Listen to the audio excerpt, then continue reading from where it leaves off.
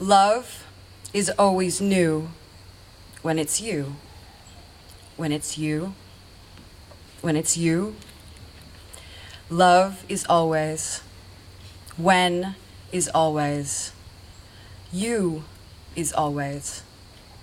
Always, always, always, always, always, always, new.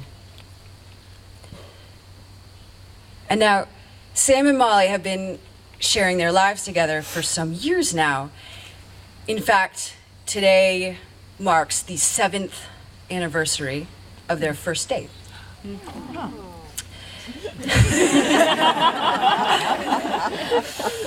And so it could be argued that this is absolutely not new, that this is simply a continuation of what they've been building on for the last 7 years. I would like to argue that this is the beginning of something completely new, that today you are cementing your commitment in a way that goes beyond a piece of paper or a legal status. In gathering us all here today with the rings that you'll exchange and the vows that you'll exchange, you're committing to each other actively and publicly to try to get it right, to encourage each other and elevate each other and nourish each other and challenge each other and make each other laugh as you grow and as your love grows and as you evolve and your love evolves.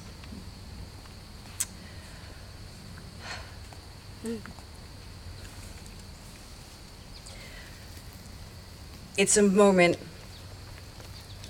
of change that is so celebratory and so completely joyous and also solemn and profound. Some months ago, I was hanging out with Molly and Sam, and there was sort of a moment of offhand profundity. We were talking about love, and Molly said something that struck me and stuck with me and that I've found myself often thinking about. We were talking about that sort of one person that you tell more than you tell anyone else, and that one person you allow in a way that you don't allow anyone else in. And Molly said, well, Sam, yeah, I tell you those things. It's because we share a lobe of the brain. And sharing a lobe of the brain, it wasn't said in this sort of romantic or mushy way. It was said as a sort of pure and simple statement of fact. And it struck me as such a beautiful and perfect way to describe love, and such a beautiful and perfect way to describe your love in particular. And if you spent any time around Molly and Sam, you've seen it and felt it. How you have these two individuals with their own passions and their own pursuits, who are also so undeniably united, who share this overlap, who share this lobe.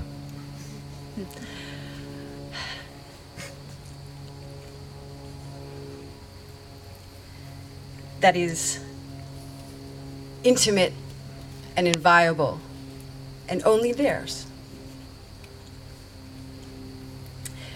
There's another piece of writing that featured in the early stages of Sam and Molly's romance, and that is a poem by Matthew Dickman, and it is totally not safe for work, and if I were to repeat really any of it, we'd all be blushing and feeling completely weird. It opens, "Your ankles make me want to party." But the title of that poem is "Getting It Right." And over these last years, I've watched you guys getting it right. You've been an example to me and an inspiration to me.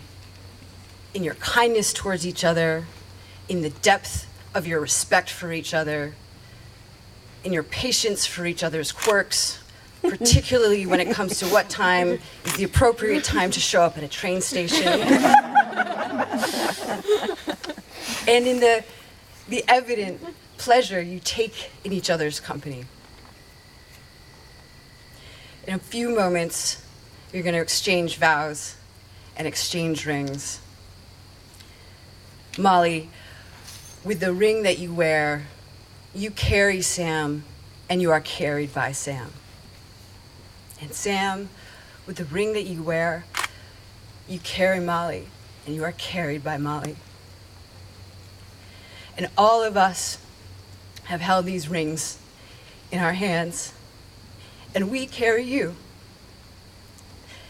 Today, and all the days going forward, in your shared life, and your shared lobe, and your shared love. Today and every day hereafter, continuously and always new.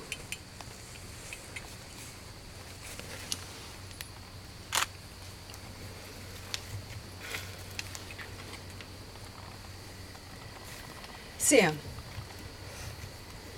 do you take Molly to be your wedded wife, to live with in marriage, to love her, to honor her, to comfort her, to keep her in sickness and in health, in sorrow and in joy, as long as you both shall live?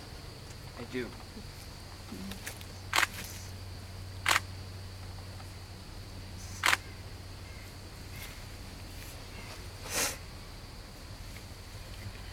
And Molly, do you take Sam to be your wedded husband, to live with in marriage, to love him, to honor him, to comfort him, to keep him in sickness and in health, in sorrow and in joy, as long as you both shall live?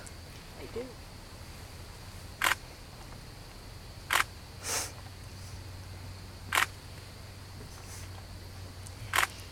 It is my great pleasure to say, by the powers invested in me by the state of Massachusetts, I now pronounce you husband and wife. Oh, you may now kiss.